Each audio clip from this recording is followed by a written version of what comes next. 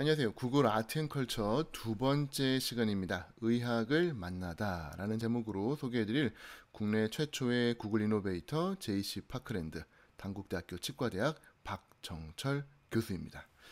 자, 지난 시간에 저희 구글 아트앤컬처의 다양한 도구들, 그림들, 음악들, VR, AR들 많이 살펴봤죠. 혹시 좀 둘러보실 시간이 있으셨나요? 매일매일 정말 많은 내용들이 들어가고 있고요.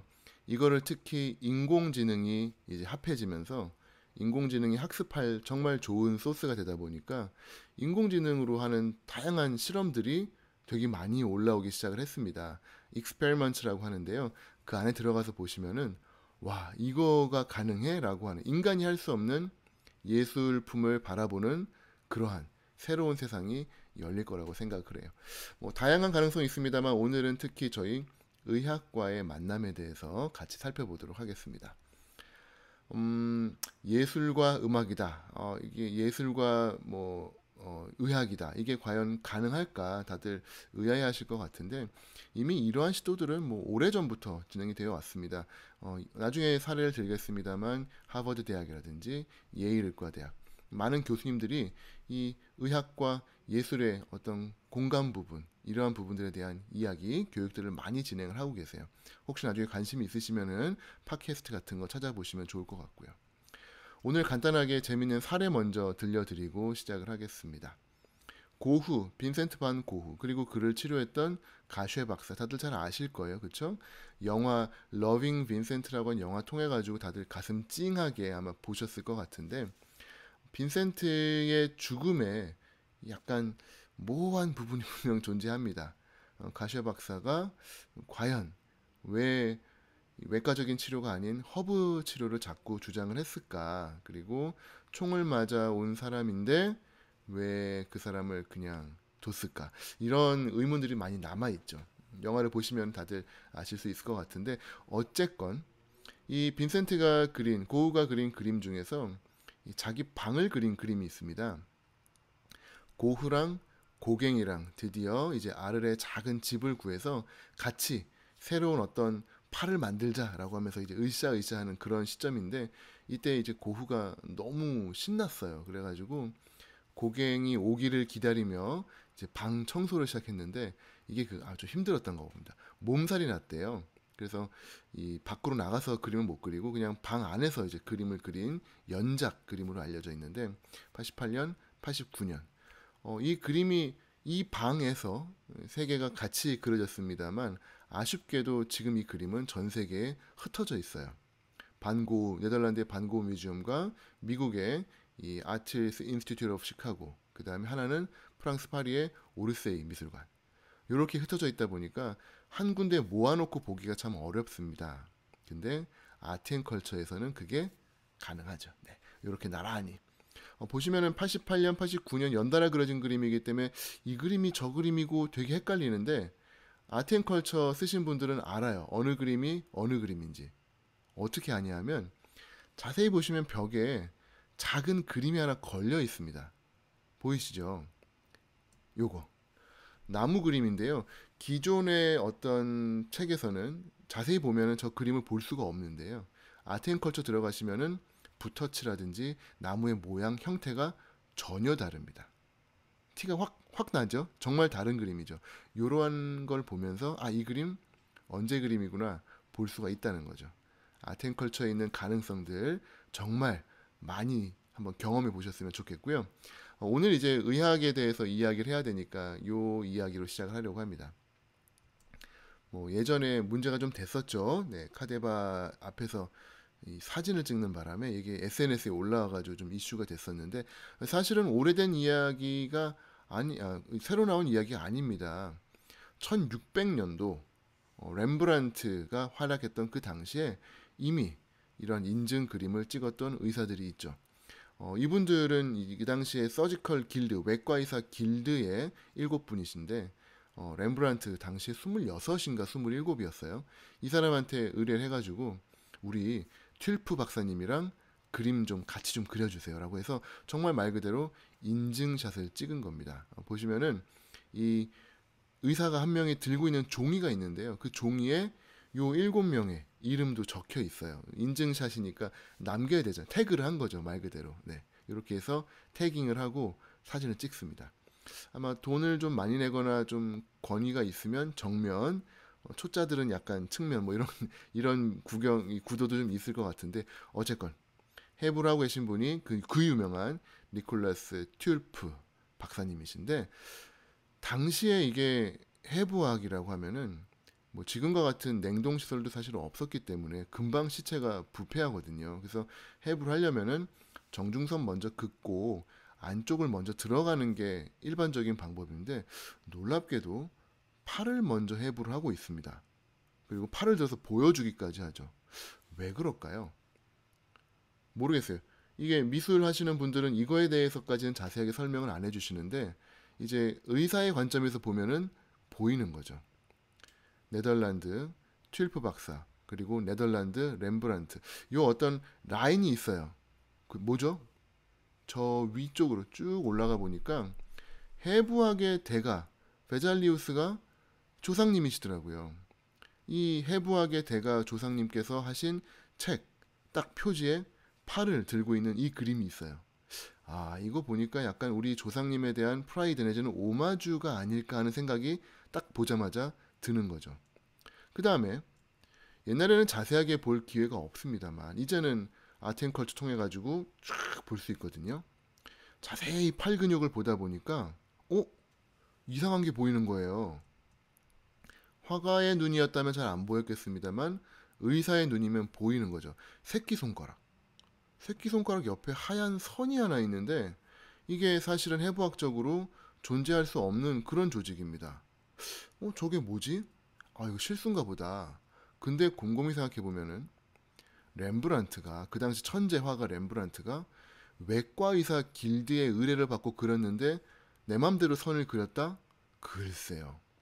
게다가 이 그림이 끝나면은 컨펌을 받아야 되는데 해부학의 대가인 퀼프 박사가 이 그림 보고서는 이거 이상한데요라고 지적을 안 했을 리가 없죠. 그쵸? 이거는 뭔가 오류거나 아니면 진짜 있거나. 자, 의사 선생님들 답을 찾아주시죠.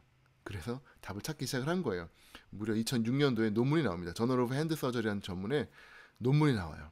보니까 이 그림을 가지고 실제 해부학적인 아나토믹 이 스트럭처랑 매핑을 시킵니다. 그래서 뭐는 뭐고 뭐는 뭐고 쫙 나와요.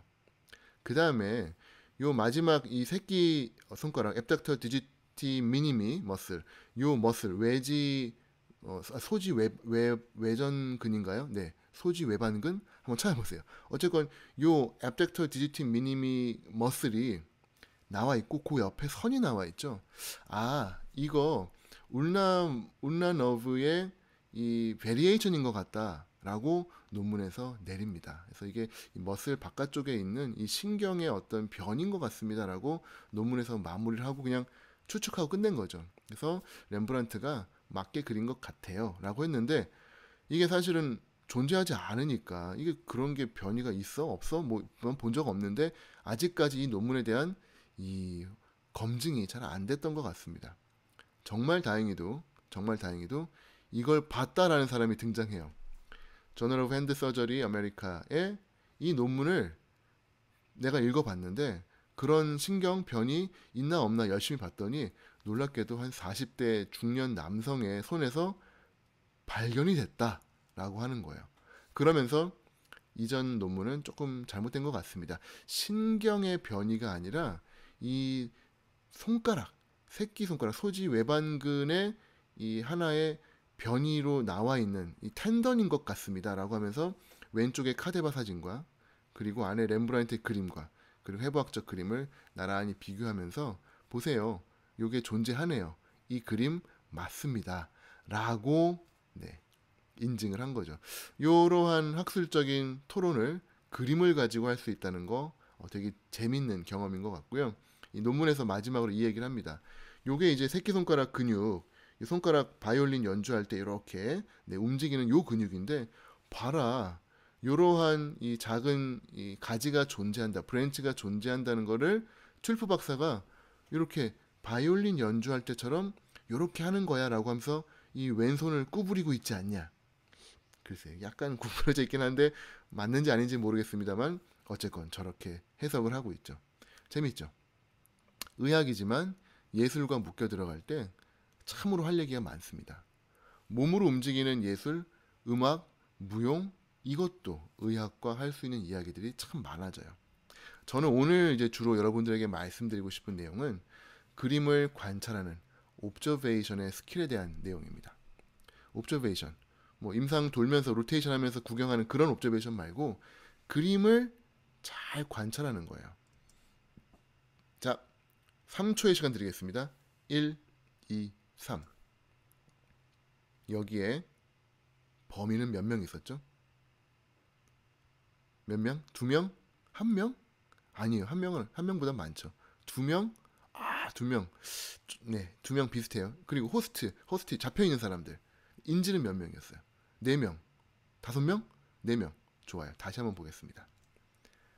나쁜 놈 2명 있고요. 저쪽 오른쪽에 총 들고 있는 한 명 더 있어요. 3명이네요. 나쁜 애 3명, 그리고 인질은 4명. 뭐 이런 상황들, 뭐 멋진 테러 특공대는 한눈에 착 보고 안다고 뭐 그런 것들 하잖아요. 그렇죠? 이거예요. observation. 보지만 못 본 것들. 이거를 보는 훈련을 하자는 거죠. 실제로 이 경찰 내지는 특공대는 이 그림을 보면서 옵저베이션 하는 거를 배우고 있대요. 뉴욕타임즈에 나와 있는 기사예요. 실제 미술관, 박물관을 돌면서 그림을 관찰하면서 거기에서의 사람의 태도나 배치나 수나 그런 걸 보면서 옵저베이션을 계속 트레이닝을 한다는 거죠. 다이그노스틱, 진단을 하는 데 있어서 우리가 시진이라고 하죠. 사람을, 환자를 눈으로 보고서 하는 것. 상당히 사실은 중요한 부분 중에 하나입니다. 따라서 눈으로 본다고 하는 건 그냥 보는 것도 아니고 그냥 듣는 것도 아니에요. 자세히 듣고 자세히 보는 거죠. 이런 걸 하는 거를 예술을 통해서 늘리자는 거예요. 실제로 많은 연구들이 나와 있습니다. 관심 있는 분들 한번 찾아보세요. 예일 의과대학에서 했던 논문들입니다. 90명의 의과대 학생들을 군으로 나눴어요. 참 매정하죠. 컨트롤군. 얘네들은 좋았을까요? 안 좋았을까요? 잘 모르겠어요. 어쨌건 컨트롤군 30명은 의학교육에서 아트 안 받았어요. 30명은 아트 프로젝트 관심 받았어요. 30명은 강의로만 진행을 했어요. 자, 어떤 결과 나왔을까요? 궁금하신 분들 논문 찾아보시고요. 또 다른 논문입니다. 신시내티 의과대학에서 가정의학을 통해 가지고 본과 2학년 학생한테 무려 8개월 동안 Art of Observation, AOO라고 하는 거를 교육했어요.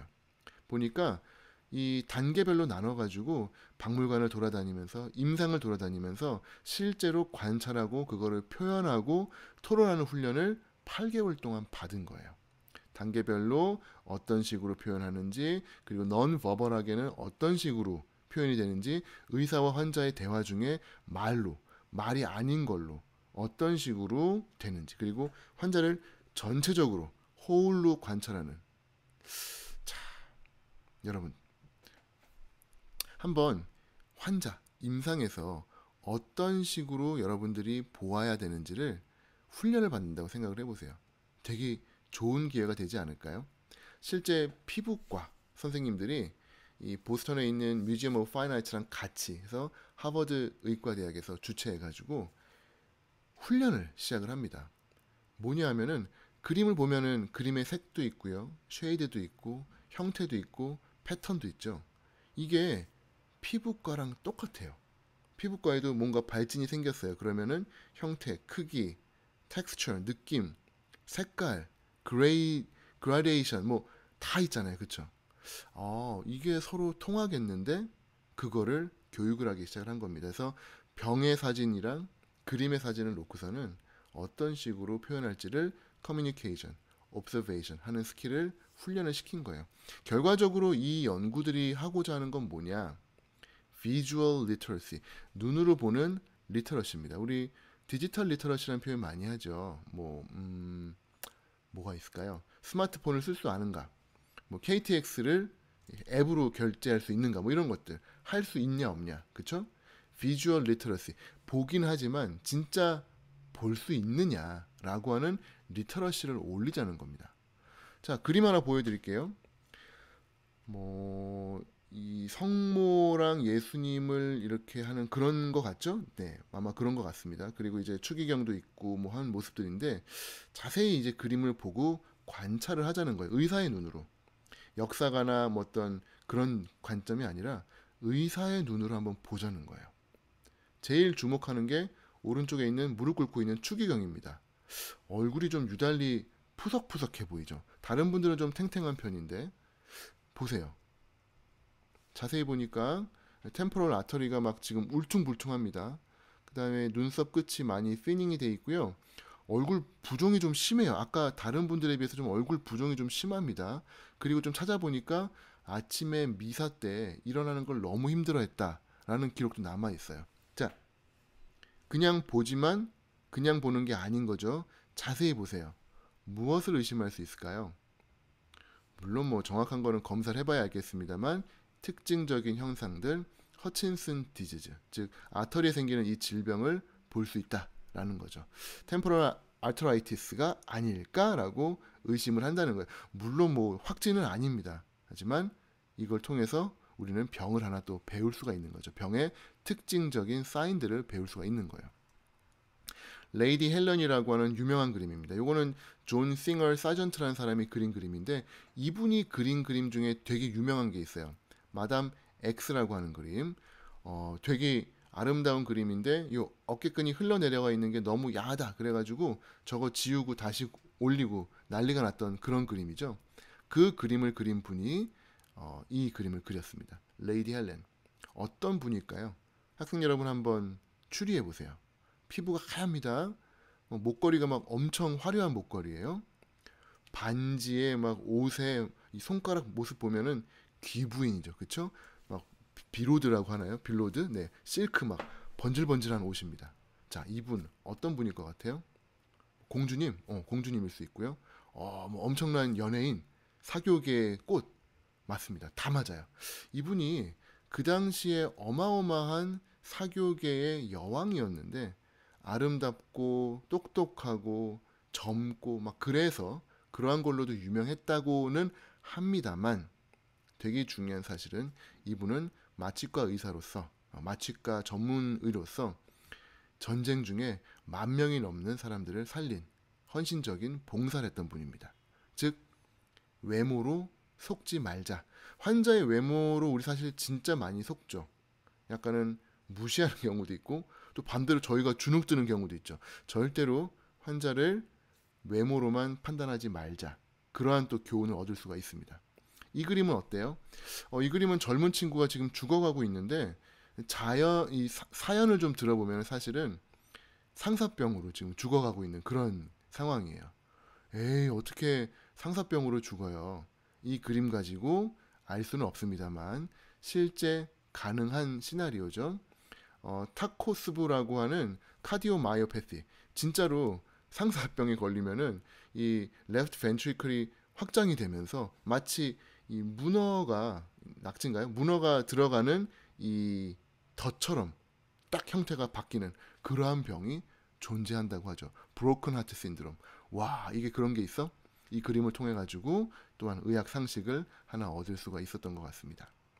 자, 의학과 예술 뗄래야 뗄 수가 없어요. 하나라고 봐도 무방합니다. 이 논문 중에 가장 에비던스 레벨이 높은 거를 저희가 시스테마틱 리뷰 내지는 메타 어널리시스 이게 같이 묶어져 가지고 체계적 종설이라고 표현을 하는데요. 관련된 논문들을 쫙 긁어 모았어요. 현존하는 존재의 논문들을 보고 진짜 의미가 있는 논문들만 추려내기 시작을 합니다. 거기에서 비주얼 리터러시에 관련된 논문들을 추렸어요. 보니까 컬러, 컨투어, 폼, 텍스처, 시미트리 등등을 보는 이러한 스킬들, 옵저베이션의 스킬들 교실에서 의대생들에게 꼭 필요한 스킬들이고요.